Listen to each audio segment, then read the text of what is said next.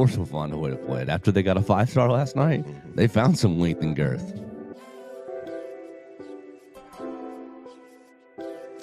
This is the Joe Gaither Show on BamaCentral.com.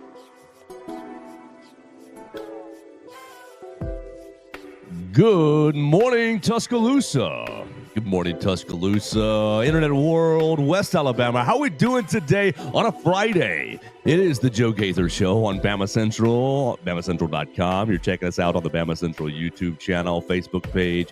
You're on my own social media machines at Joe Gaither6. Today, you're at Theo Fernandez _, and at Henry O. Sklar. As we integrate new voices into the program, we're going to have a lot of fun right here in the Derek Daniel State Farm Studios, right here off McFarland Boulevard. Call Derek today for all of your insurance needs. Cannot wait to get you guys going with Derek. Call him at 205-758-3391. Home, life, auto insurance. Henry, you're renting your place, right? Yes, I am. You got to get some renter's insurance with Derek Daniel to protect all your nice things, your big TVs, your PlayStations, your Xboxes, everything that's in your apartment. You can get some renter's insurance by calling 205-758-3391. Like a good neighbor, Derek Daniel is there. And it's, man, goodness gracious, Theo, it's the last Friday without football. Ooh, let's mute your computer so we're not double micing that boy right there. Perfect. And that's going to make our camera go a little funky, right? So I'll leave that to you. That'll work. That's better. Yeah. That'll work. That's better. Put Theo in the corner like he deserves. Bring that mic just a hair closer to you so I can hear you even better. We're gonna have a lot of fun in the Derek Daniel State Farm Studios. We're gonna get to know Henry Sklar, new BamaCentral intern, gets going this football season. We're going to talk about SEC 9-game schedule. Praise the Lord. Great job, Greg Sankey. The powers that be, everybody coming together to make the right decision. SEC moving to 9 games. We'll talk a little golf. We'll have a lot of fun right here on a Friday. So thanks, everybody, for joining us. Join us on the comment section. Leave me a comment, question, query, or complaint right there in all those comments areas. BamaCentral on the YouTube channel. We get a lot of Florida State fans in the YouTube comments right now. If you're a Florida State fan, you can leave a voicemail for the show at 205-462-7340, extension 800. So with that, I'm going to a high school football game tonight, Theo. We're doing County High and Central, but my man Derek Daniel's son, Caden, is playing his first middle school jamboree tonight. So we're looking forward to tomorrow.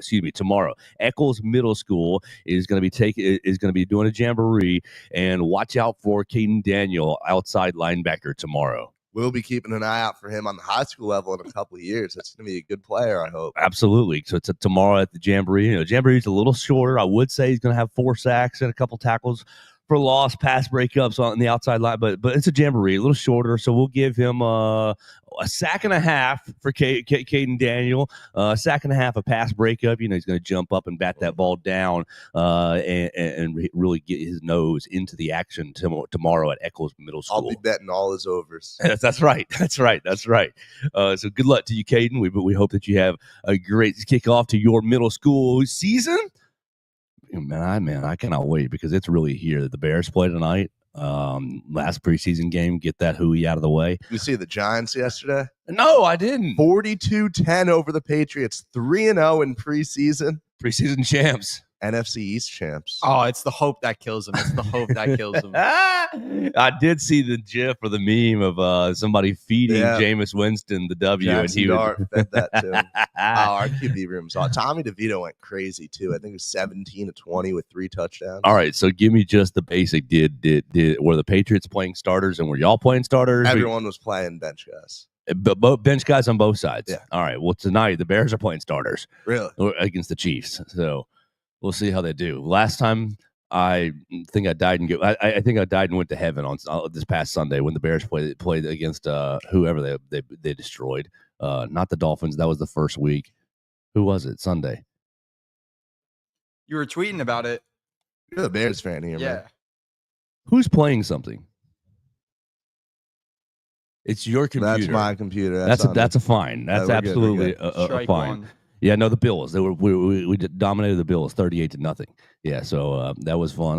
But the Bills didn't play their starters, so hard to know exactly really what it meant. But fun to see high level execution. That's what you're looking for. Am I going to be able to trust Rome Odunze as a regular fantasy starter, as a good flex guy? You think? Yes, he's going to overtake. Yeah. He's going to overtake DJ Moore. Really? I got Luther Burden on my dynasty team. Oh. I want to see some magic out of him this year, rookie season. Let's see it. I think that you will. I think the passing offense is going to be electric.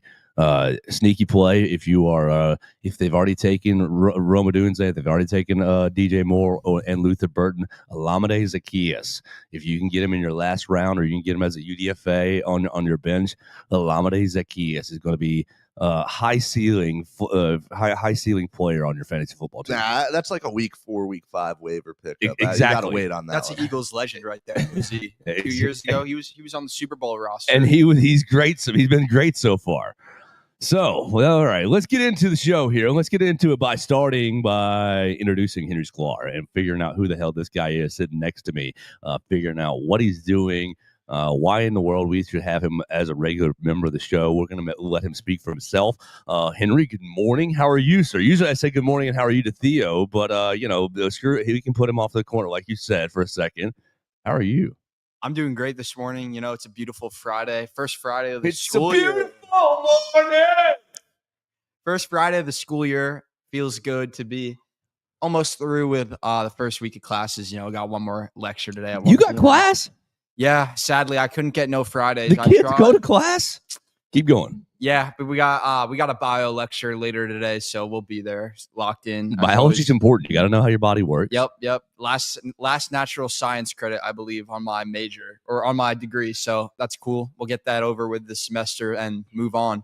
But yeah, it's great to be here. Just to introduce myself. Started with BamaCentral in May, June. You haven't done anything with us. Let's be honest. You've done a little bit. You've written what? What's your article count right now? I think I'm around 8, 9. Yeah, so I've been contributing on roll call. I got 2 pretty good feature.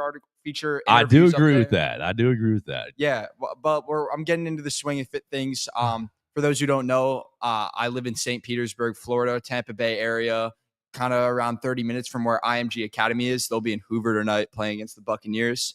But yeah, I lived in Florida over the summer, so I wasn't around. Couldn't do stuff to the extent that there's no internet in St. Pete. The weather there our Wi-Fi is always crashing out because every night at the same time it rains in St. Pete. You can see the clouds rolling in over the bay. It's pretty funny, but yeah, I mean that's a ReliaQuest Bowl reference as well, Tampa, Florida. So I guess I'll move on from that. But yeah, I was there over the summer. Are you nervous? Hold on. Are you nervous? Am I nervous? Yeah. No. All right. Take a deep breath and then keep going. Let's go. And then keep going. I lived in Florida over the summer. Great to be back in Tuscaloosa. I'm a junior here. I'm a news media major focusing in sports with a general business minor. I'm a big Philadelphia sports fan. Go Birds, baby. Go Birds, Super Bowl champs. Theo's shaking his head over there, but that's okay. Eagles own him, so it's chill. Love the Sixers. Pretty big Phillies fan as well. Do you trust the process? Well, yeah, I'm originally from New Jersey. Grew up there. Do you get that reference? Trust the process. Do you trust the process? We're still trusting the process. I think I got one more year in me. The process is dead, man. Let it go. Keep going. But yeah, I'm originally from New Jersey. I grew up there, lived there for around 12 or 13 years before my family moved to Alabama. My junior year of high school, entering my junior year. Where'd you go to high school in those junior years? I went to Homewood for my junior and senior year. We had a Homewood Patriots, right? Homewood Patriots, yes sir. Go Patriots. Pretty good run my senior year. We got to the state semifinal, lost to Ryan Williams and Saraland. Was that Chris Vazina? No, he was at Briarwood. But okay, yes, all right, keep going. He was on the team that year. Yeah, and ever since I moved to Alabama, I fell in love with Tuscaloosa and the university, and now we're here, just starting out my junior year. Yeah, I mean, about me, I love golf. I think everybody knows that. We're gonna get into that today. Big golf fan. I have a dog. She's about a year old. Her name is Coco, little Chiweenie. A dog at the home or up here in Tuscaloosa? Yeah. My mom wouldn't let me bring her, but so it's your mom's dog, is what it is. Yeah. Well, it's my mom's dog, pretty much. There you go. She's a mama's girl. That's okay. That's okay. We're just keeping it honest around here. It's not your dog. It's your mom's dog. What else do I like doing? I DJ. I love music. You DJ? Yeah, this might be new for you to learn. Okay, I like that. Yeah. I don't know. I'm here. We're here. Let's get it rolling. We're here. All right. So you basically, I asked you last week if you listened to Levitard show, and it's fine that you said you're familiar, but you never listened to it. Their main producer DJs on the side, and what he does in the show that you might have to like think about and pick up is he takes sound bites of people. What's a Theo catchphrase? Theo, you got any catchphrases? I don't think I have a catchphrase yet. I might have to start working on that one. Perfect. All right. So what he does is he takes sound bites and he works them in as drops in his EDMs, and so they play tracks of EDM tracks, and it's just drops of the sound. People just with what they had to say the day before, and it is hilarious. You'll have to check out Mike Ryan. Check out some of Mike Ryan's work as he works in some of their drops.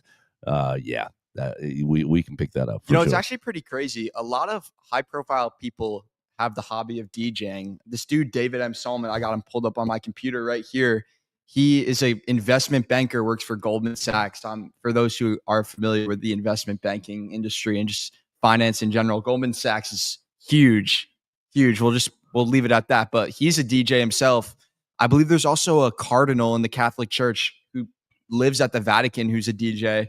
It's a very lucrative side hustle if you figure it out for some of these people. So yeah, my girlfriend is taking some DJ classes. To be honest with you, she got herself a turntable. She's trying to figure it out. Do you know a guy named Tony Sakalis? Because he's commenting. Wait, is that DJ SKL in the Joe Gaither show? Say something nice about Tony. Because we love him. Tony, best boss ever. Ooh, best boss ever. I have a big bar to get to then. Great mentor, great person to learn from. Last year was very fun. Yeah, absolutely. If you guys are missing Tony Sakalis' football coverage, you can follow Tony as he's been working covering the UAB Blazers. And I know that the Blazers are being covered better than they probably ever have been covered in the entire program's history with Tony Sakalis on the pen. All right, Henry. So you golf guy, football guy, Philly guy, New Jersey guy, Bradenton, Florida, Tampa guy, Homewood guy. How do you know Theo? How do I know Theo? Yeah, me and Theo actually met pretty early on in college. We were both writing for the Crimson White, the student newspaper. We kind of just linked up. Whoa, Paul. I don't remember. When was the exact moment we met? Was it a staff meeting? I think it was the first staff meeting. Yeah, I think it was like an intro, like they were doing like an open house thing, I think. Yeah, I can't quite remember, but it was real early in the year. Yeah, me and Theo just became friends pretty quick. I mean, both like sports, and we have a lot of similar interests. And Theo, do you echo these sentiments, friends? Yeah, I mean, it'd be a lot easier if it weren't for all this Philly stuff. But my roommate Anthony, who's definitely not listening, he's definitely asleep right now. He's the Yankees fan in my house, so Theo can come over and relate a lot to him. That works out a lot. Yeah. We're able to put Henry in his place a lot together, so that is much appreciated. Roman Anthony has something to say about that. That's all I got to say. You need to get your man Anthony up and at him earlier.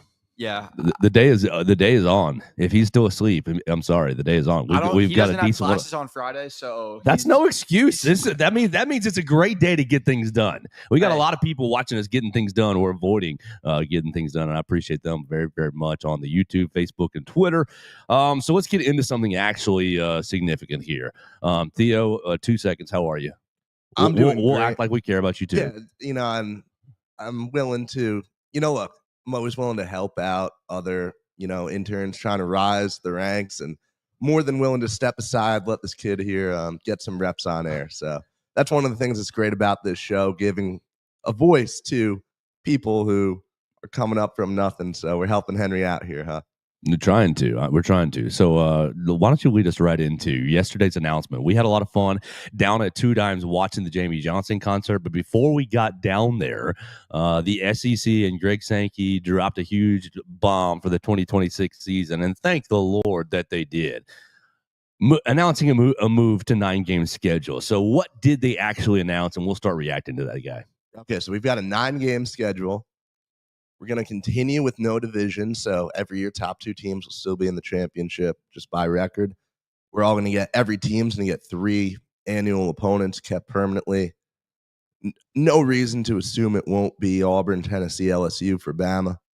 And then the other 6 games are going to rotate with every other team in the conference. So that works out pretty perfectly because we are going to have, you're going to play every team in the conference every other year. And that's what it should be. Oh, that wasn't the right dial. Do you have the show open on your computer? No, I didn't. I had it open earlier. That's what was playing noise a minute ago. But That's okay. So 9-game schedule, Henry Sklar. And are you too young to remember 2020? Oh no, trust me. I was watching 2020. Okay, just checking. 2020 was obviously a terrible year for the country, big old COVID year. Everybody, has different feelings on that, but it was great on the field in the SEC with 10 SEC games, no non-conference games. Really, really fun year. And obviously Alabama absolutely dominated, so it made it even more fun. But this is the right move. This is absolutely the right move. You go to a 9-game schedule because, look, last year, when the playoff committee was picking teams, when they were picking between SMU, Alabama, South Carolina, who was the other? Ole Miss. Ole Miss was the other SEC team. The only thing that the people outside of the SEC could come up with was, well, y'all don't play a 9-game schedule. ACC does. We play Big Ten. We play a 9-game schedule. Y'all need to play 9 games. Meanwhile, their 9th game is bleeping Rutgers. Their 9th game is bleeping Syracuse. Like, this is not a real. This isn't the same apples to apples conversation. Alabama's 8th game ends up last year at Oklahoma. Right, Oklahoma, Auburn. You end up with those are the bottom barrel of the teams of the league last year. You're not playing. Give me Wake Forest. Give me your favorite bottom feeder in the ACC. I think I'd go Wake.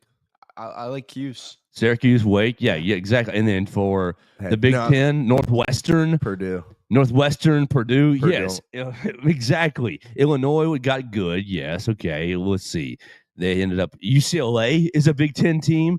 Like, these are not great programs. At least currently, they've had different points where they were good. UCLA definitely did, but Northwestern almost won a conference championship 2020 that year. They got robbed that year. Great. They got rid of Pat Fitzgerald because he lost control of the program, and yeah, the Wildcats are not. That's not a real college football program competing. They don't with even Ohio play in a real State. stadium, right?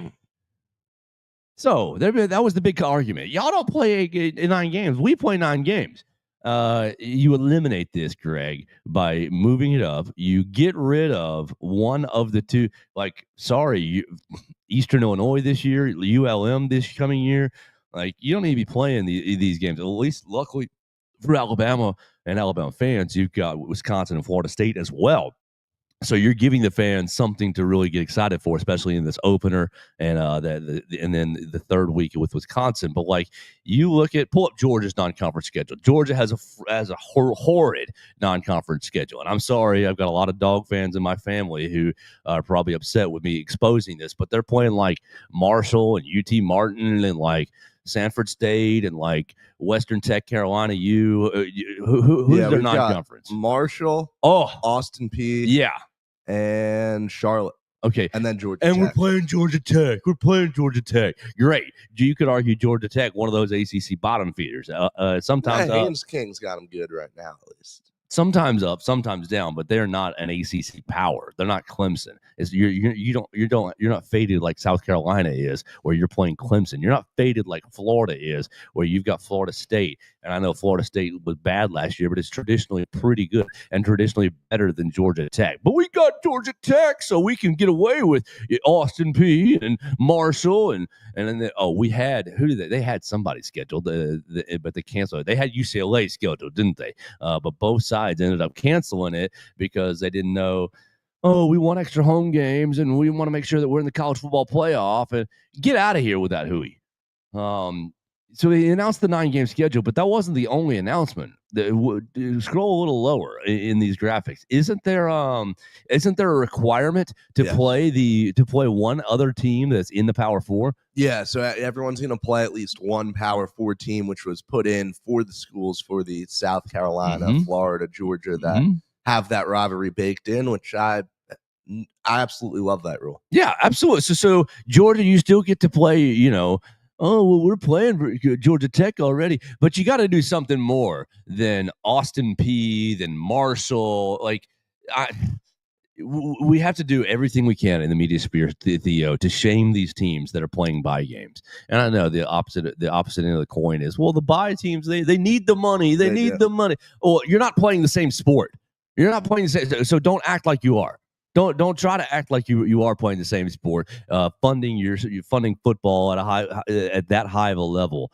If you can't afford it, to where you need $1 million from Alabama, ULM, Eastern Illinois to run your program, maybe you don't need to be running a program. Maybe you don't need to be playing college football at this level. Maybe you need to be playing Division II football, 1AA football. Look yourself in the mirror, examine your finances, right? Personal finance. You guys are both finance guys, sort of. Examine your personal finances. If you need handouts from other organizations, maybe you shouldn't be playing Division I football. You see, you kind of lost me on that take, Joe. I can't get behind that one. What happens to the sport if you start to lose all of those? We're at what, 134, 135 FBS schools right now. I think if we eliminate the buys, I mean, we're dropping probably below 100 over the next decade. Fine. Why do we want that? Because they can go play Division I AA. They can go play Division II. They can go play according to their size. They can go play to what they can afford. Because, look, if your team 134, if your team 128, if your team 105, if your team 75, you're not playing the same sport as Alabama. So they don't deserve to be in the FBS and still compete for their conference. But they're not competing for anything. You still have the chance to make it into a bowl game, into, potentially. Schools lose money on bowl games. It doesn't matter. I mean, that's part of what makes the sport so great. They can still play some bowl games between D1 AA teams. All right. Navy went out last year and beat Oklahoma in a bowl game. Was that not incredible? Was that not a great moment? Who cares about a bowl game win or loss? It's an exhibition. Henry, you following me here? Henry, go ahead. Chime in. I don't know. You can agree with or disagree with me. It won't affect your standing here. Be yourself. I mean, I don't think that the end solution to save college football should be dropping teams down and relegating them, essentially. Well, I'm not relegating them. That's what you're basically vouching for. I'm putting them in the place that they actually are. Is Mississippi State actually competing with Alabama? So you want to see the super conference? You want to. So you're arguing for a super conference. You're arguing for the separation of college football as we know it. Yes, because that's what's going to happen eventually, anyways. And as a fan, I do not give a rip about Alabama playing ULM or Eastern Illinois. Those are going to be weeks that I sleep in, unless. You need to get. I've done this before, Henry. I've done this take before. When Alabama plays Eastern Illinois, there needs to be some sort of a rule to where Ty Simpson can't play. You got to play Austin Mack or Keelan Russell. You've got to play the freshmen. Give the coaches some incentive to play the younger players, to play the backups right off the bat. And I know, what App State beat Michigan, you got to be ready for any team. If Alabama is Alabama, then the number 2s can go out there and smoke Eastern Illinois. I don't know, Joe. Alabama wasn't Alabama when they played Tampa School UCF last season. SF, yeah, sorry. But what about even though another one? What about the Citadel going out and being 10-10 with Alabama? I believe was the score at the half. Look up the final score. It doesn't matter. That was I don't care any score at halftime. That was one of the coolest moments for that whole program. All the players involved, the fan base that follows them. I think that, but I don't care about any halftime score. That's not the whole game. Game in particular doesn't matter all that much, but. Georgia Southern ran for 300 yards against Alabama in 2012. Look at the final score there. It was not really as close as people. Whoa, Georgia Southern came in here and ran through there like a tin horn. Okay, and what about all of the Georgia Southern players that as a result of being able to play these games, having a program that stays in FBS, are able to transfer up to bigger schools. You can put that same tape out there when you're playing the same type of school that you're out there with. College football, with the way it's changing already, fundamentally flipped on its head. What you are calling for here is I would say, basically the official death of college football as we know it, the final nail in the coffin. Death of college football. That's a joke. You'll still be playing college football. We'll still be watching we'll still be college football. watching, but it will be a fundamentally different sport. But it'll be the sport that we're actually playing anyways. Is Rutgers competing for a Big Ten title?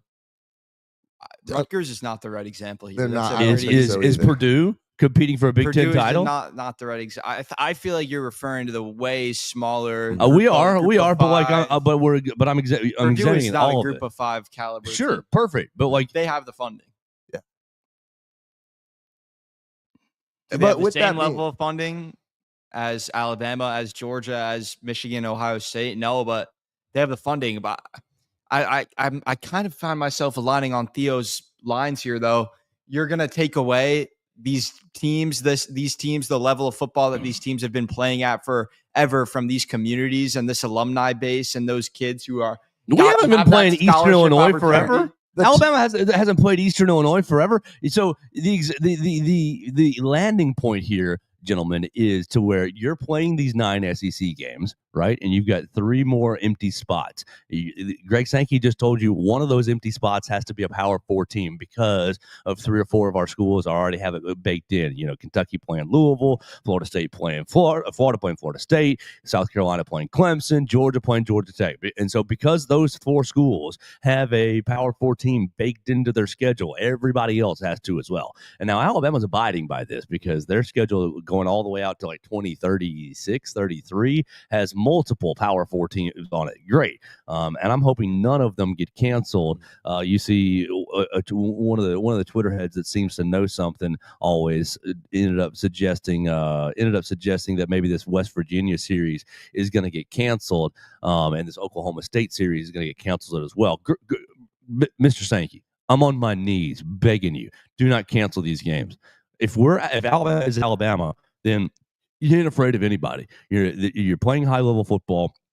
You're going to Oklahoma State. You're going to West Virginia. You're bringing both ththose programs back in, and you're going 4-0. That's the bar. But the landing point is, you play your 9 SEC games. You play your Power 4 game, and then you go out and you find, local closer schools. If you're going to pay some schools, closer schools. Mm-hmm. Pay Jacksonville State, pay South Alabama, pay Georgia State. We bring UT Chattanooga in here. Nobody. You should not be playing any Division I AA schools.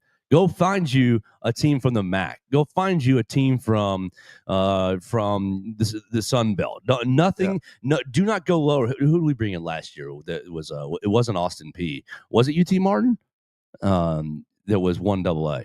Was it Chattanooga? It was Chattanooga, wasn't it? Yeah, I think so. Okay, perfect. And hello, I love my hometown, but Chattanooga should never be playing Alabama. I agree there. I would love to see UAB and Troy and those schools making trips with us. And that, again, we've talked about this before on the show, though. Keeping money in the state, funding these schools around you. I support that idea. But I do think that the other 2 games on the schedule should be bye-type games. Mm. I'll give you $5, UAB, to come on in here. Man up, draw it on the line. Come across this line, UAB. The town of Monroe, Louisiana, loves football. They're obsessed with that team. And you make this about any Sun Belt school. This was one that works easy. Southeast loves football. Proud programs have had some measure of tradition, some measure of success.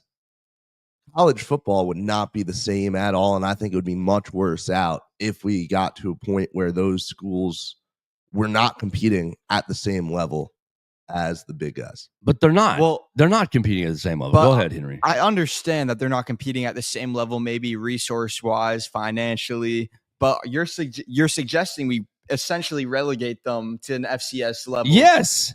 So the reason Georgia I Southern find myself is how many time national champion do you the want reason 1AA? I find myself not able to align with that is because you're going to take away scholarships from kids who have literally worked their whole life, kids who come from impoverished areas. I don't have the exact statistics. This isn't charity, Henry. That's literally, yes, this is. We're giving, think about the kids that play for Georgia Southern that probably come from areas that there's kids on Alabama's roster all the way down to kids on Delaware's roster that comes from areas with no resources. They had nothing to get themselves or their family to the place that they are now without football. If you relegate them to FCS, schools lose. But they're not really going to class, Henry. If you relegate them to FCS, you're losing around 22 scholarships per program. If we relegate essentially half of the sport to the FCS level, I mean, do the math. What's 60 times 22? Like, you're losing that many scholarships. Those many kids are losing their opportunity to go to college for free, not only play football, but also get an education, set themselves up to have a financially successful future. That's where I find myself having trouble to align myself. You're get an academic scholarship. Resources are going to programs are going to have to cut jobs. You're literally laying people off of work. And going one step further. Because listen, I understand we go to Alabama like we're supposed to be homers here. I love the program, but you are going to be taking away jobs from people, scholarships from kids, football away from communities because Alabama. Because the big dog said so. I just can't align myself with that personally. I'm sorry. Georgia Southern is not competing with Alabama. It does not matter. Just look at it. They're not competitive. That is not the point. And so why are they in the same division? There is no relegating these schools to FCS, because if they're forced to drop down to an FCS level, they can't sustain the rest of their D1 infrastructure. All of their money to fund all of these other sports comes purely from being in FBS, from having the opportunity to play at that level, from TV deals. So we're all arguing for a flawed financial model. Yes, it's college football here. You're losing the volleyball program. You're losing softball. You're losing most of your scholarships are getting cut. Swimming, track, that's out of there.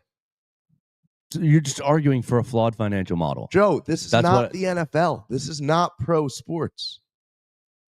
But it's operating as such at the highest levels of college football. Yes, but we can still operate like that. And I understand that, look, the gap between Alabama and some of these other schools might continue to grow. It just might be the nature of the system that we're in right now.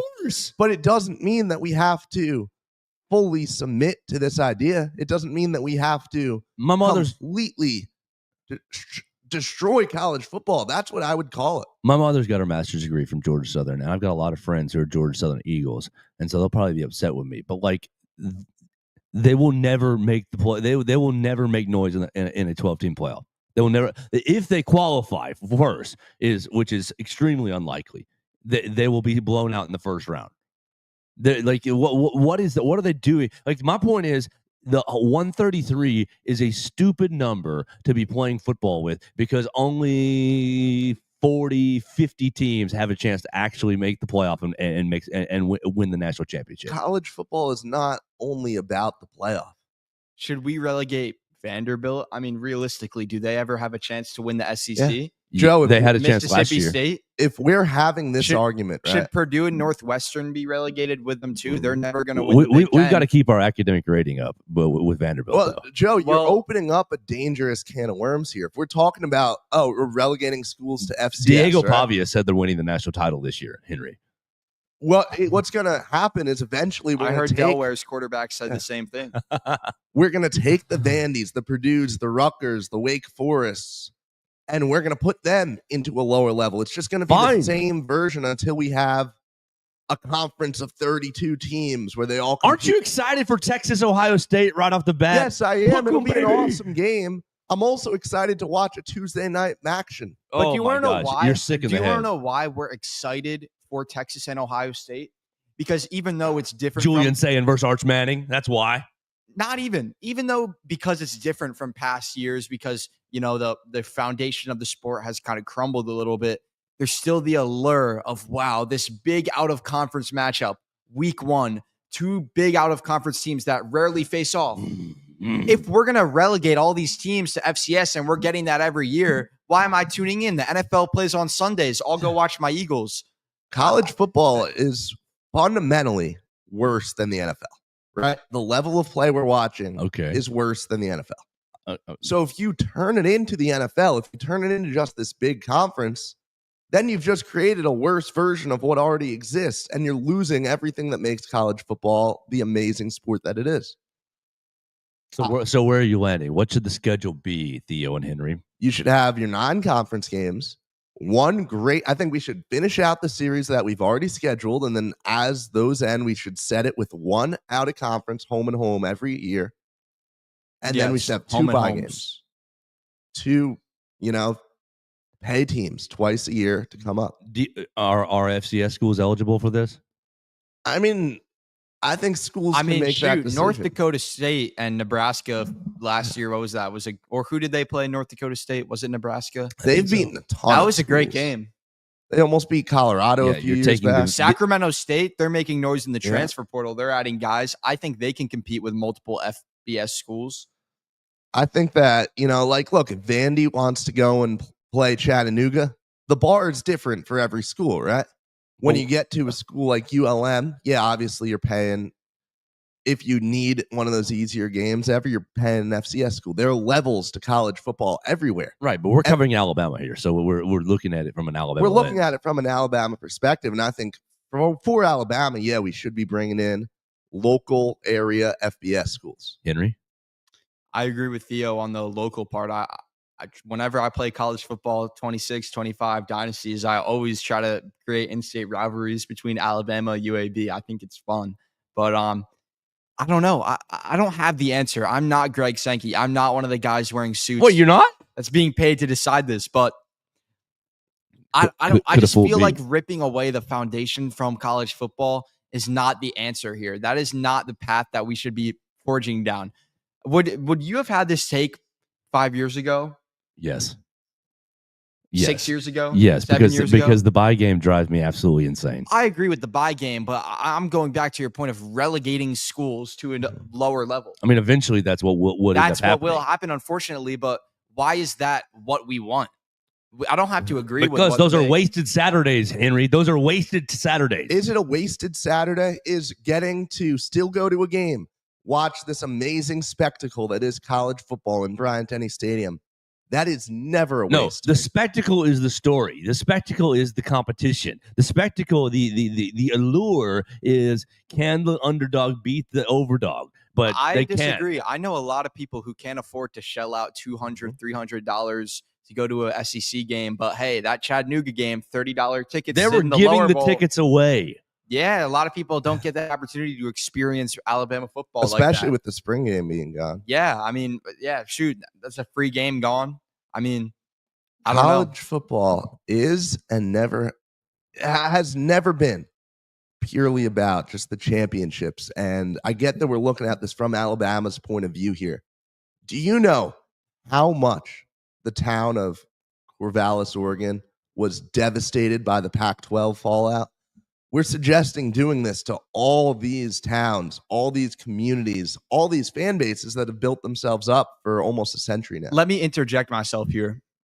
My dad is an alumni of Temple University. He's from Philly. Go Owls. That's why I'm a Philly fan. And I grew up in New Jersey. So I know people aren't going to like this listening probably, but I had no connection to Alabama before I moved down here in 2021, 2020. I grew up a Temple fan. Temple is, I no joke, probably the worst program in all of FBS right now. They are terrible. The athletic department is so poorly run. They're failing out on coaching hires every 2 to 3 years. None of the sports are even competitive anymore. I mean, Temple is like what? The 9th most winningest college basketball program of all time. Mm-hmm. Not even a shell of their former selves in the American these days. But I promise you, those 2 years, 3 years we had with Matt Rule, we had PJ Walker, Tyler Matakevich, Robbie Anderson. We started off 7-0. We played Notre Dame. We were ranked 23rd in the country. We played Notre Dame at the Link on Halloween night in 2015. I believe that was when they had Will Fuller. Their quarterback was Deshaun Kaiser, I want to say. They had those guys. That was the most fun I've ever had watching college football. Philadelphia sold out Lincoln Financial Field for a Temple Owls game. Go Same Owls. stadium that Metallica just played in, the same stadium that the Super Bowl champions play in. And Philadelphia hosted a college game day and sold out Lincoln Financial Field for a Temple football game. What about a few years ago? I have a coworker back home. I worked at a breakfast shop over the summer. I have a coworker who's a proud Appalachian State alum, Sunbelt. She was telling me how much fun she had those 2 years when App State was on a roll, when they played James Madison in Virginia, and James Madison had game day. They went in and upset the undefeated Dukes. She'd have a whole lot more fun if the App State Mountaineers were in the FCS playoffs and winning like they used to be. And she'd have a lot less fun if they were playing AA football or whatever you're suggesting. But they were winning. They were winning championships. I don't think they would have gotten college game day at that level, and I don't think they would have gotten that national attention if they were winning championships at that level. Regardless. North Dakota State knows exactly who they are. Okay, but they are a rare exception. When was the last time you clicked on ESPN or The Athletic and you saw a North Dakota State article as front and center? I mean, but you don't see an App State article. Yeah, you do. You can go find it. North Dakota State. Front and center of ESPN, per your example? No. The Dakota, Montana schools are a complete exception because of where they are in the country and because they're in an area, one of the few places where there's nothing else going on, and they're able to, they will support that program no matter what. There's some national parks out there, but yeah, right. You go to the national park the day before the game. They are obsessed with their programs. You look at, all right, like University of Albany. That's one that I'm local to. My father went there. They were in the FCS playoffs a couple years ago, or I think either 23 or last year. They had a great season. They had a home playoff game. Nobody went. Nobody supported. Nobody cared. Like, the difference between FBS and FCS is so different, and we just cannot destroy this aspect of college football. All right. We've had a lot of fun debating this. Let's move on to something new here. We're going to tell you about our friends Derek Daniel and move on. We're going to keep this 9-game news conversation going and turn it to something different. Boys, you need to be thinking about the 9 Alabama games you want to see next season, because this starts in 2026. So you can put your Greg Sankey hats on and come up with your slate of 9. Because Theo, correct me if I'm wrong, they're still keeping traditional rivalries. Yep. All right, 3 or 4 or 2. Did he announce it? 3. So it hasn't been confirmed who they'll be, but obviously. All right, perfect. We'll save that, and here we go. We want to remind you that we're live in the Derek Daniel State Farm Studios. You can call Derek for all your insurance needs at 205-758-3391. Like a good neighbor, Derek Daniel is there. You can come find us. We're off McFarland Boulevard, just past the Tiger Rock and the Rustic Rehab, up here on the left on Highway 69 north into Northport. But Derek Daniel will cover really anything in Alabama. So give him a call today for your home, life, auto insurance needs. My man Red is upstairs. He already saved Theo a lot of money last week on his car insurance. Derek, a couple of weeks ago, really saved me on a homeowner's issue. I had a limb fall on the house, and he really walked me step by step and hooked me up with electricians and people and repairman to get me really back to my life in a very quick fashion. So I really, really appreciate Derek, not only for sponsoring the program, but for being a real dang good insurance agent, helping me out when I was in need. So call him today. He'll help you out when you're in need at 205-758-3391. All right, guys, we're having fun today in the Derek Daniel State Farm Studios on a Friday. All that aside, Alabama's playing 9 games next year, and our BamaCentral cohorts put that out last night, and the comment on the Facebook was, "What 9 games do you want to see next season?" Are we all in agreement that the 3 rivalry games are going to be Tennessee, LSU, and Auburn? Does anyone want to argue any of those 3? No argument. No argument here. Perfect. We're moving on. So 6 conference games. 6 conference games. Who did I say last night? I said I want to see Kentucky. I want to see Texas. I want to see Florida. I want to see Ole Miss, Mississippi State, and Arkansas. Was who I want to see on the schedule next year for the Crimson Tide. Henry, you just gave me a look. What are the 6 teams you want to see, or which one of those 6 got you that look? Why do you want to play Kentucky and Mississippi State? I thought they were lower level programs. I want to see them because they weren't on the schedule the last 2 years. And I'm a big believer that if you are in the conference for 4 years, you should be playing almost every school, home and away. I did love that as, hey, the next 2 years we're playing 8 games and we're kind of rotate some stuff up. I'm a big proponent of, like, you're going to Georgia this year. You've been to Georgia 4 times since 1995. What? That's ridiculous. That is an insane stat. You should be going to Georgia every 3rd, every 4th year for sure. And so Alabama, you've got the slate of 8 teams that you played this year with the 3 rivals. So you're not taking LSU, Auburn, and Tennessee away. So you had 5 teams that you were playing. You played them home and away the last 2 seasons. Dump all 5 of them. Dump all 5 of those opponents and give me 6 newbies. Well, so here's the thing that I think we still need more clarification on with this new format.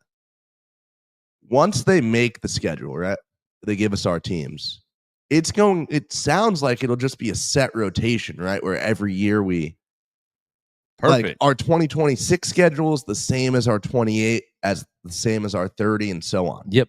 So you have to really be careful with, I think, how you schedule, how you distribute some of those tougher versus easier matchups.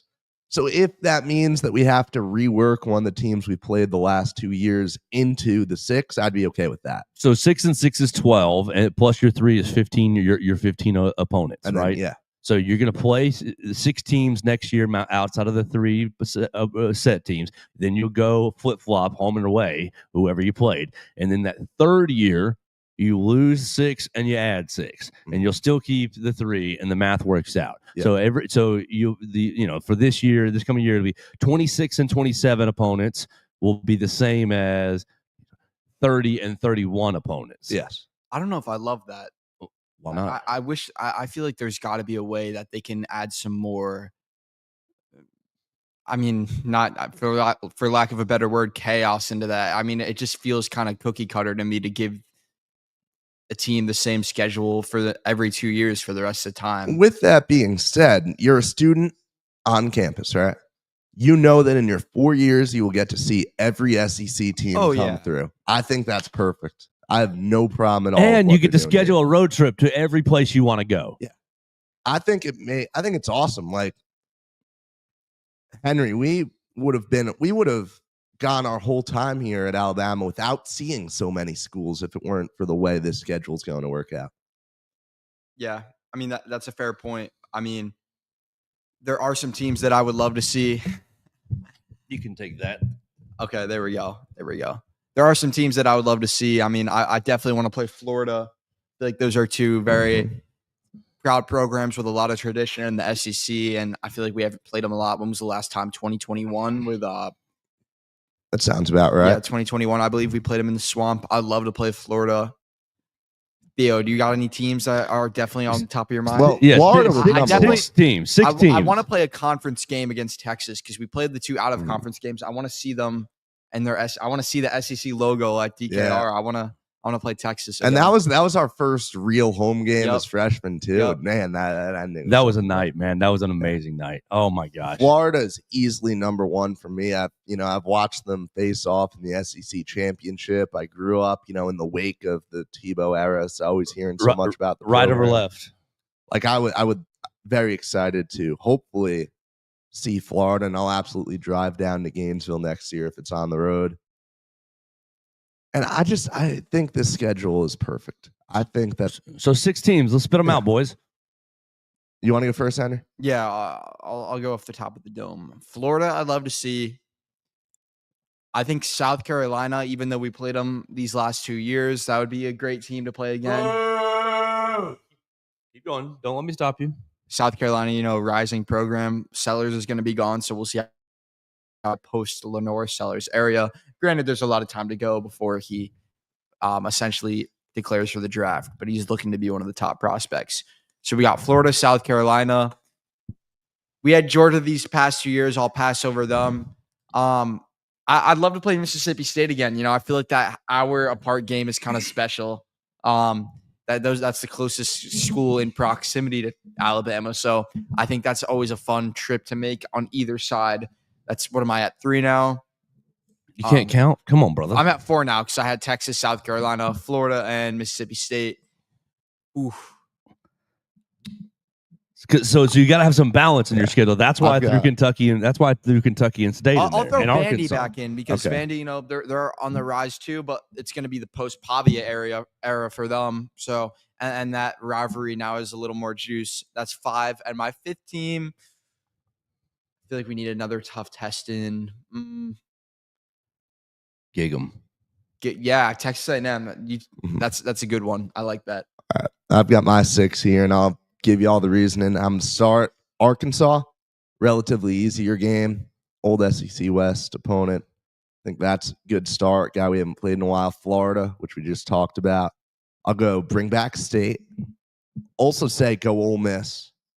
Oh yeah, I think that's one that we should get back on there for Get your this year, popcorn this ready. rotation. I'll go Texas is the 5th, and then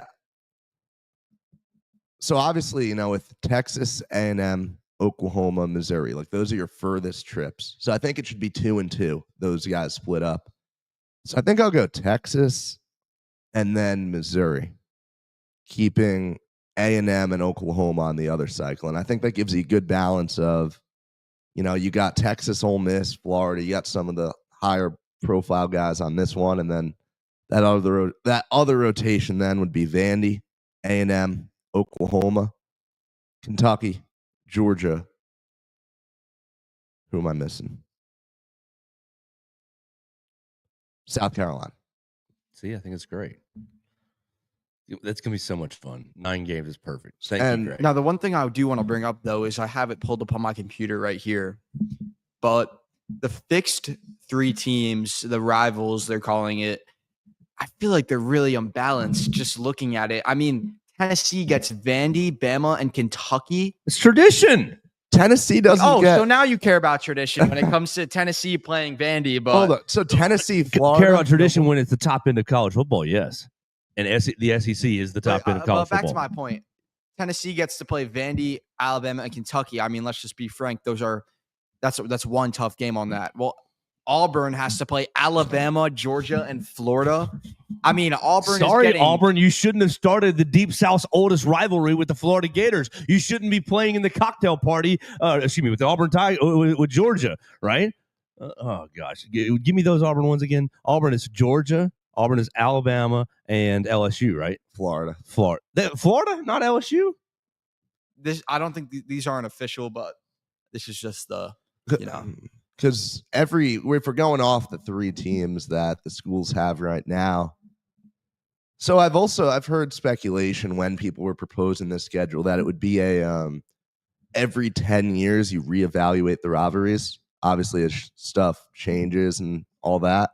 And what I like is that you'll be able to maintain those kind of secondary rivalries with just about everyone. Think Alabama, Ole Miss. You're still going to get them. State, 2 closest teams in the SEC to each other. That game will always still have a little bit of juice. It's not like you'll ever be going 3-4 years without playing them. Georgia has Florida, Auburn, and Tennessee, right? No, because Tennessee has Kentucky. So Georgia has Auburn, Florida, South Carolina. Great. I mean, talk about tradition. We're getting rid of the golden boot game in this. LSU doesn't have Arkansas scheduled on a fixed according to this concept. So sad. Someone should or Texas A&M isn't going to get to play Arkansas in their annual Jerry World game. Well, that is sad to me. Tradition. You know what tradition supersedes that for A&M? Texas, Oklahoma, Missouri, Texas, Oklahoma, LSU. There you go.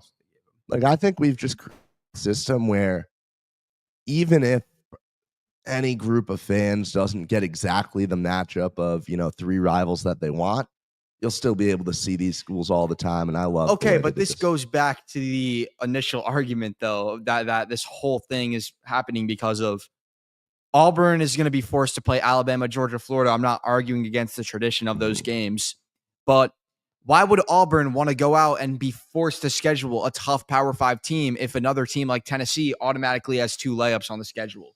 That's kind of the whole I feel like that's the whole, like we're getting back to the roots of this whole thing. You can't make everyone happy. Amen. And I think this is about as close as you're going to get. Personally, and obviously, look, we can't really talk. Not fair for Auburn. Right. And look, Alabama, we're playing one of the toughest combination of rivals, right? Yeah, Alabama got a brutal draw. I have no qualms at all about having to play these games. But for the big dog, Henry, we should get the brutal draw. And obviously for Auburn, it is a little worse with the state of their program. Why should we get okay, I'll play devil's advocate here. Okay. Why should we get the bigger draw? I feel like to prove it, baby. What are we who are we Come proving after to? me. Alabama has 18 national titles. What do we need to prove anymore? Why should Greg Byrne and Kalen DeBoer want to go out and schedule Ohio State when they can easily just mail it in and go play at Chattanooga and have their 12-team playoff berth? Because that's not football. Whoa, but Joe, you're contradicting yourself. I feel like right you should go play Ohio You're State. starting to get it now. You should go play Ohio State. Don't play They Chattanooga. should, but that's a moral argument. Logically speaking, why should Alabama go play Ohio State when they can mail it in, take a free win, and focus on their tough draw that they're going to have to play every year? Because they shouldn't. They should not play Chattanooga for any reason ever. No reason ever. But Joe, you just said it's all about the championships and it's all about like under your system that you've created here. Why do you think we should be? Yeah, why do you think Indiana and Kurt Signetti went out and canceled their home and with Virginia, for God's sake? Because they have no guts. They have no heart. This is back to what we were debating before. Mm-hmm. You want to take away the guts of college football. Yes. I don't see your point. I'm sorry. You're both on the same page here, but I don't see it. I feel like mentally me and Theo are like locked in right now, but like verbally we just can't get the thought out. I don't know how to explain it. Joe, because we should, as fans, watch the Alabama versus Ohio State game, and Alabama should be playing. When has it ever been about the fans? Isn't that what we're all about? I'm just asking you the question. When has it ever been about the fans? If it was about the fans, I feel like a lot of things would be different. That's why we hate on Indiana, because what they've done is poo on their own fans.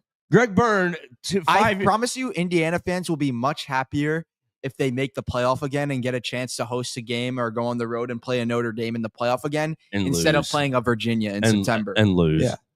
I mean, so be it, but I'm sure Indiana fans were much more happy in January last year than Alabama fans than we were.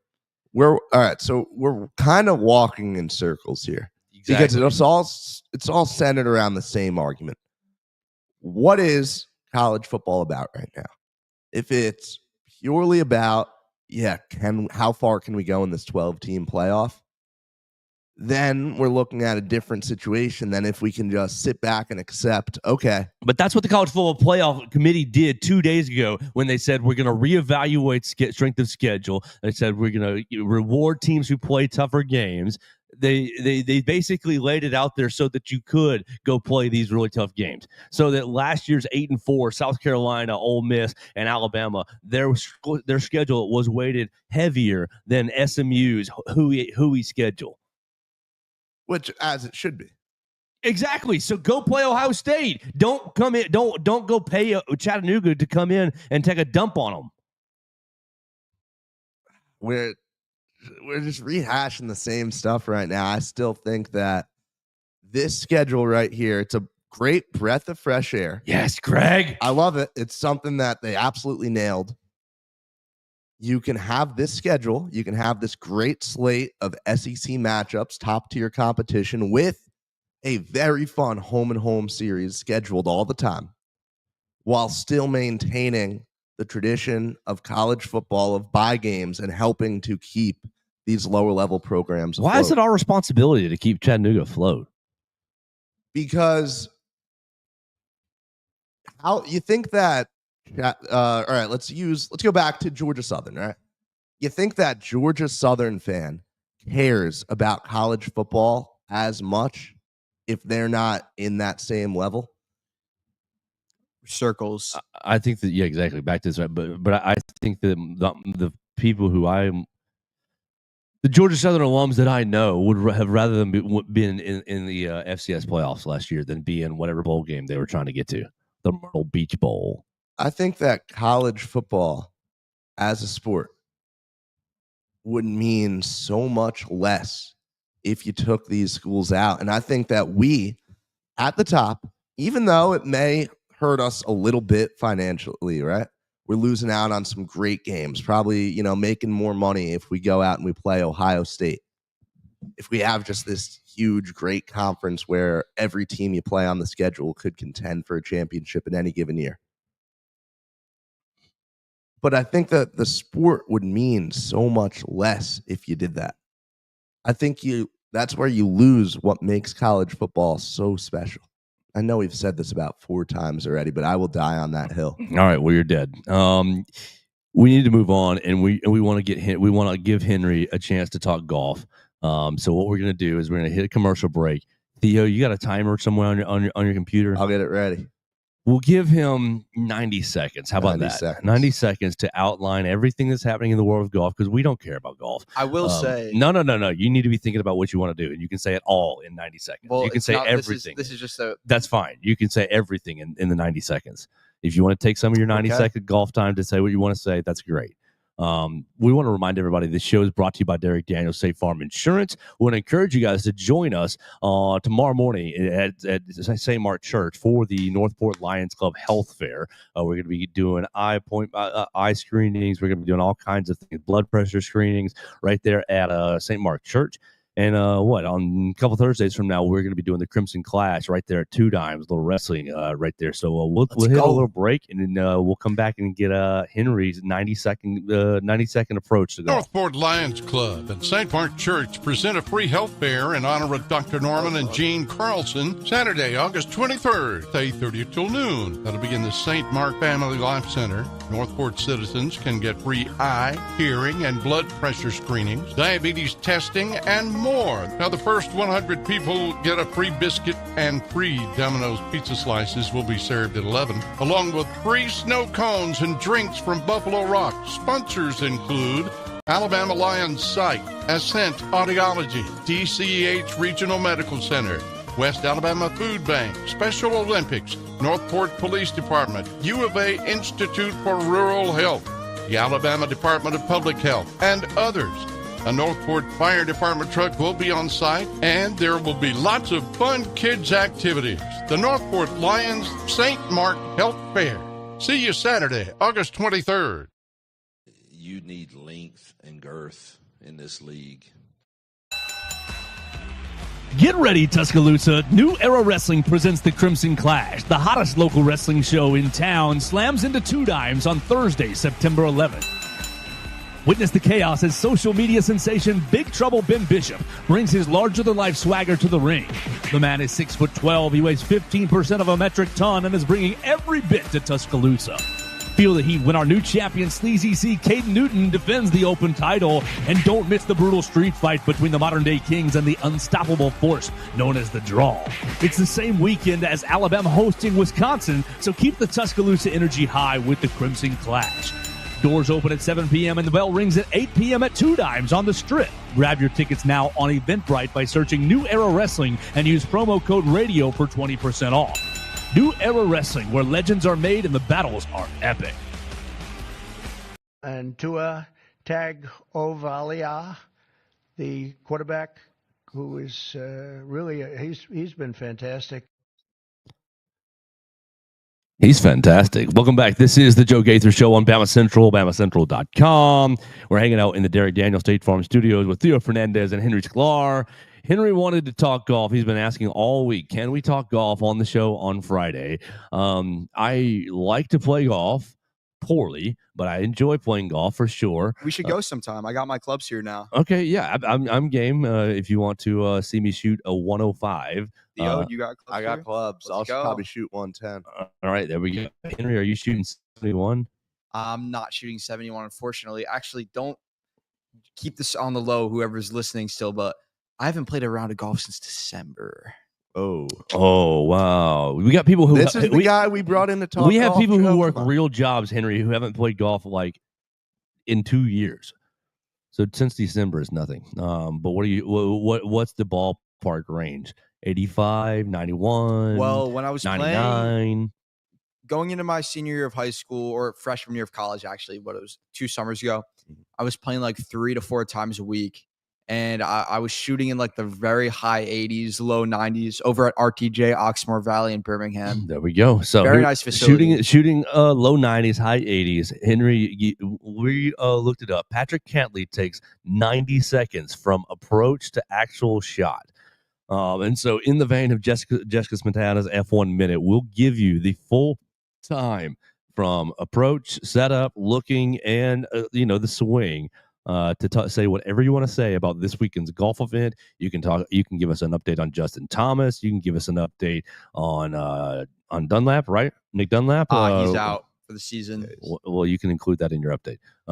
You can give us an update on where they're playing, on whatever you want to say. So, Theo, you got 90 seconds? Yeah, and Henry, I'm even going to help you out here. I'm going to give you a finger up when you got 15 seconds to go, so you know when to start. Right. Before we roll, I will say the first ever Joe Gaither show episode I listened to, I remember it was right after Justin Thomas won the RBC Heritage. Theo did say he was looking to learn more about golf on that episode. That's what I'm here for. And look, so writing you those weekly roll give me a calls, countdown, and I've got a button I'm going to hit to end it. They've helped me. Okay.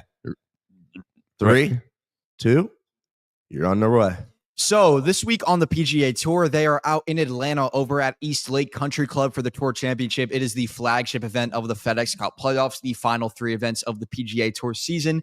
The top 30 players in the FedEx Cup rankings are in the field, and that means there are 2 Alabama players in the field. Currently, in a tie for 3rd place is Alabama golf alumni Justin Thomas. He is 6 under, and he is 2nd in the field in strokes gained putting. He is having an absolutely fantastic week in Atlanta. He gained 4.08 strokes yesterday putting on the green. That means every time he was putting, he was losing those strokes. And there's also former Alabama golfer Bud Colley in the field. This has been a career year for Bud. I don't think he's gotten this far in years. I believe it was 2017, 2018, the last time he got this far. But he's having he's in the field this week, so good for Bud. Also this week in golf, Alabama golf update. Dominic Clemens, Alabama golf alumnus, will be competing on the Great Britain and Ireland Walker Cup team. Clemens is from the British Isles, obviously, and it's the 50th Walker Cup. For those who are familiar with the Ryder Cup, it's essentially the Ryder Cup is Europe versus the USA, the top 12 players from each, and in the Walker Cup, Great Britain versus Ireland, they're top 12 versus the U.S. top 12, but it's only amateur players. So Dominic Clemens, Alabama golf alumni, is in that. And yeah, that's Henry Sklar's weekly golf update. You got it in the 90 seconds. That was impressive. Great job. Great job. Thank you. All right. Anything else anybody wants to get into today? You guys wanted to beat me up, and that's great. I just want good games. I don't want to play at Chattanooga. I just want good games. If you get me talking about this again, I'm going to be going for another. Sure. 30 minutes. So land the plane somewhere else. Call it here. What do we want to land the plane on? On the Giants coming NFC East title? Oh my gosh! I can get out of the way if you guys want to fight right here. I don't fight people below me. I'm focused on bigger things than that at this point. Henry, I know you've been listening. He said a couple weeks ago 2-0 against the Giants, and then after the Mechie trade, he said, maybe just 1-1 against the Eagles. He said 2-0 against the Eagles, and then after the Mechie trade, he's like, maybe it'll just be a split. Not that moves the needle that much, but like I think 1-1, I can live with that. Yeah, okay. I'm not gonna say anything. Joe, literally, we picked the whole schedule, right? And Joe was trying to make his point. Losing season coming for the Giants. Then he ended at 9-8. I will say, I don't know if I'm going to have the Giants at a winning record, but I do think regardless, it's going to be a fun season. The Giants may go 7-10, 8-9, but it's going to be the funnest 7-10, 8-9 that the Giants fans have had for a while. Yeah, and that's what I'm so excited about because 2022 was a fun year, right? Making the playoffs. And then losing to us for a 3rd time. Yeah, that never. We're forgetting that happened. The last 2 years. Not to bring it back to my roommate, but Anthony, I was projecting YouTube videos on the TV the other day. We were watching Miracle at the New Meadowlands, Deshaun Jackson 2010 clips. That was my first ever football game I remember. Hey, what happened the year after though? You beat us 41-7 in week 17. It was it was. And then you won a ring. And then we won a ring. But I'll take my 2 cents then. Yeah, so I mean, I really do hope you enjoyed those, Henry, because you're never going to see another one in your lifetime. Shoot, at this rate, how many have we won in the last 7 years? 2 rings. I don't know where we're going to be in the And next. how 7, many did but you win in the 55 years before that? That's where coming up. Greatness on again takes right now. time, Theo. Greatness takes time. Yeah, your time is up, buddy. Here's my question, Henry. You have been wearing headphones this whole day, which is fine. Have you been hearing the show through his computer this whole time? Yes. Why do you still have your volume on your computer? Now it's 90%. I've been hearing the echo the entire show. I've been thinking, surely he muted his computer. What's going on over there? Man, I could have used a heads up on this earlier. Damn. I did We give you the did. heads up right when I was like, is somebody playing something? And you closed out of the video, but you left the volume on your Okay, on the well- thing. And I guess you've been clicked to our show. You're one of the many viewers right here on the show. Just trying to get our numbers You're up juicing the numbers over here. We want an accurate representation of people. Come on, man. Rookie mistake. Oh gosh. Yeah. Just realized I made a mistake in my golf 90 seconds. We don't care. You're gonna have to Yeah. say it next week. You're gonna have to get back to it next week if you join us again. All right, next week. You'll be invited. We'll invite you back. Next week's the first Football Friday. Really, we got week 0 games. Oh, come on, yeah, pull up a week 0 schedule real quick. Kansas State, let's- Iowa State, let's- and Ireland, baby. let's- Let's go. let's knock this out in like 2 minutes or That's less. my heritage You're right Irish, there. right? Ireland. Yeah. Let's go. Let's go. I'll be tuned into that. What does that have anything to do with the two teams that are playing? It's Ireland. We got to show. We got to support. The ultras are going to be crazy over there. Pints of Guinness. I saw a crazy picture yesterday of a pint of Guinness, but screen printed on the foam was a Kansas State logo. Wow. Pretty sick. Let's look at these week Let's- 0 games. It's I can do it off the top of my head. It's Stanford, Hawaii, Iowa State, Kansas State, and what's the third game? Boise versus South Florida. Yeah. Tampa. Let's go. Now, all right, here's how we're landing the plan. Iowa State, Kansas State, Farmageddon. They've played 109 years in a row. Starting in 2027, that game is gone because the Big 12 was not able to create a schedule that protects their rivalries. That is kind of heartbreaking. Alabama better never have a year where they're not playing Tennessee. Yeah, could you imagine? There'd be riots. I in would the be streets, right? leading the charge. Yeah, as you should. All right, so we're picking Kansas State, Iowa State. Henry, Kansas State, 3-point favorites. Chop, chop, chop, chop, chop, chop. I don't need a huge analysis. Give me Avery Johnson and Kansas State. Here we Going go. Iowa State. I'll pick the upset. I'll be with you, Henry. Kansas State. Let's go. Idaho State, UNLV. UNLV, 26.5-point favorites. We all taking the running Rebs? Yeah, Skip Alex it. It's Orji. an FCS team. Yeah. We don't Oh, care yeah, about those. Exactly. Not really Exactly. matter. We don't even care about thinking about it. Kansas is hosting Fresno State. Kansas, a 13-point favorite on Fox at 5:30. Henry Sklar, who are we going with? First game in the new stadium. Give me Kansas. Absolutely. Rock chalk. I'll go Kansas too. I am currently the head coach of the Kansas Jayhawks in our connected franchise. So, and we won the first national championship among the users. We all took 1-star teams to start it with, and then we jumped to the next team that we could. I jumped from Wyoming to Kansas, so we're Rock Chalk Jayhawk all day long. Western Kentucky and Sam Houston, another FCS team that we don't care about. Are we all taking the Hilltoppers at 10.5-point favorites? Yeah, I'll take them. Yeah, Western Kentucky. There we go. And then lastly, Stanford, Hawaii. You get some. Well, that's not that late. 6:30. Stanford, Hawaii. 2.5-point favorites. Theo. I'll go Hawaii. I think the ACC starts the season off with a tough loss. I'm going to go Stanford. I still don't trust Hawaii since they're playing in a literal soccer stadium. Yeah, I'll take Hawaii as well. So we're all taking different teams really throughout the weekend, and we hope you enjoy the weekend action. You can see me on WVUA 23 tonight. We'll be doing Friday Night Football. We'll be recapping County High and Central. There's going to be a huge slate of AHSAA games, and then really next week will be the first full Football Friday where we talk about Alabama, Florida State. We talk about Oklahoma, Texas, hook 'em baby, and we talk about all the other games that are happening in Week 1. We have had a lot of of fun. Go follow Henry Sklar at Henry O. Sklar on the Twitter machine. Follow Theo Fernandez at Theo Fernandez _. Myself at Joe Gaither 6. You can find the show on Apple Podcasts, Spotify, Amazon. You can find the show on YouTube. You can find the show on the Bama Central Facebook page.